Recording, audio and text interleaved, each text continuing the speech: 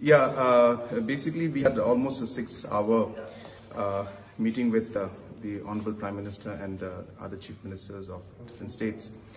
And every Chief Minister was given some time to express their concerns and give their suggestions.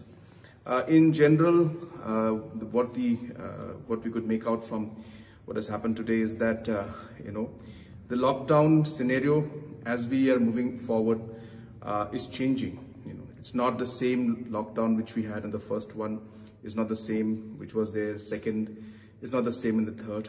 And therefore, the definition of the word lockdown itself is something that is, I should say, very dynamic. So now what we're going to see is that I think the correct word to use is restrictions. So therefore, we are going to see a lot more relaxation. We're going to also see a lot more freedom and flexibility being given to the states to decide what economic activities to start, which areas to define as containment zones or as red zones or other zones.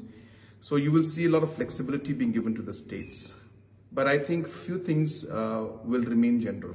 There's a movement at the national level, interstate movements, flight restrictions, train passenger restrictions, apart from, of course, the movement for migrant laborers or students.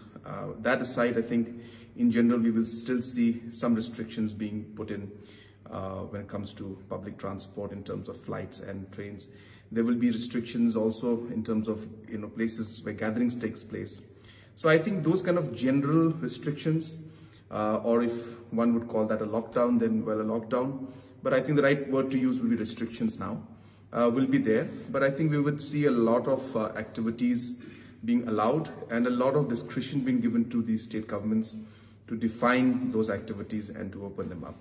So I think this is what it is in a nutshell. But I think the overall, the psychological word which everybody's used to is lockdown.